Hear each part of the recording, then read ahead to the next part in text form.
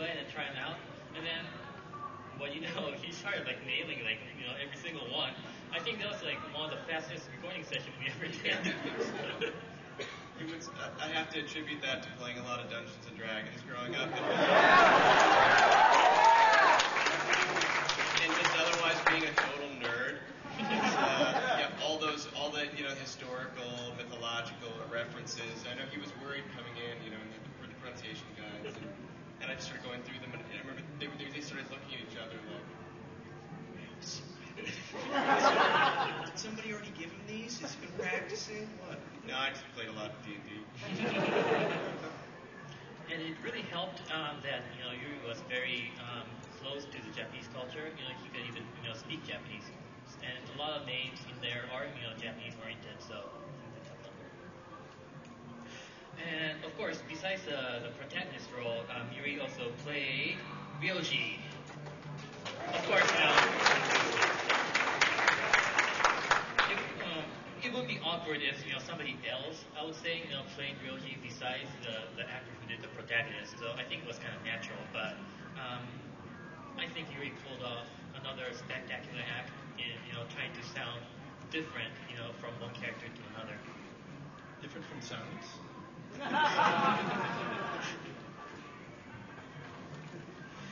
And finally, we just released this title in April, I think.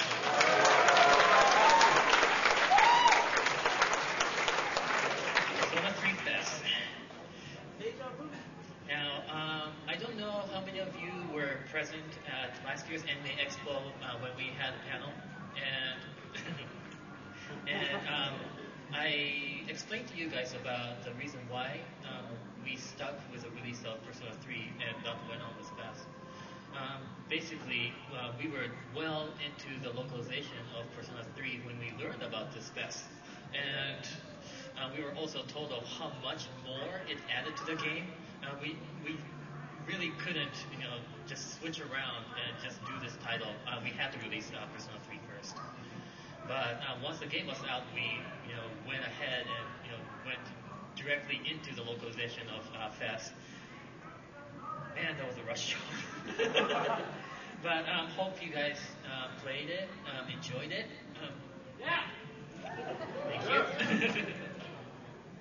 Now Yuri here, honestly, there wasn't that much to do on the additional portion.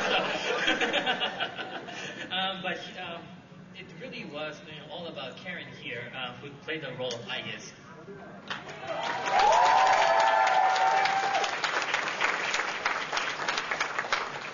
In Persona 3, we asked her to play the role of a robot character who really was a robot-like, like style of speech, and then slowly evolved into a more human style. And in Fest, that even went further, where I guess really, was human in every respect. Was there any things that you might want to share us with? I love the idea of a robot who yearns to be human. The whole experience she went through of, just being faithful to her cause. But even all along when she was a robot, I think that there was this evolution. You could feel underneath. There was a yearning to know what love feels like. And the difference between, when she was doing something because it was her job, but just this yearning of this robot soul to turn into a human and even to feel pain and to feel love. And that was really, really fun to play. Now, in Fest, Karen had to do exactly the same thing what Yuri had to do, which is shouting out all the Persona names. And what we did when we did the recording was we actually used Yuri's clip as sample. Did you know that? It was so great I didn't have any work to do. I just listened to Yuri and did what he did. But still, that session went super fast as well. Thanks to Karen. Thanks to Yuri. Thanks to you. I mean you and you. I wasn't there. So, is there anything you share about Fest? About Fest? I was only assisting in P3's localization. I did a lot of the NPCs, a lot of the non-voice dialogue. So Fez, I was really excited to get in there and write dialogue for a lot of the main characters. I had especially a lot of fun writing the Elizabeth dates for those of you who went through all 5 of those. But yeah, I really had a blast. It's one of my favorite projects I've worked on today. Nick also took part in figuring out a couple of the more difficult things to do, like the test problems and all the lectures that you took in class. A lot of those we had to actually make up from scratch because in the original Japanese they were English questions. You know, how do you say this Japanese word in English? Well, you can translate that. And so yeah, it became composition class, and we turned a lot of those into grammar questions. So yeah, that was we spent a lot of fun days with the translator and I going, okay, what do we do here? Another thing is there are a couple of characters in the game who said tidbits of English phrases, like Mitsuru Kirijo.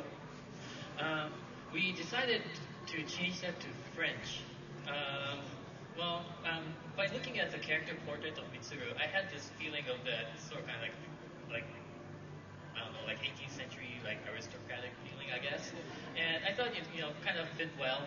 So we asked the voice actress, who's actually here with us today, also sitting right there. Hello, Tara.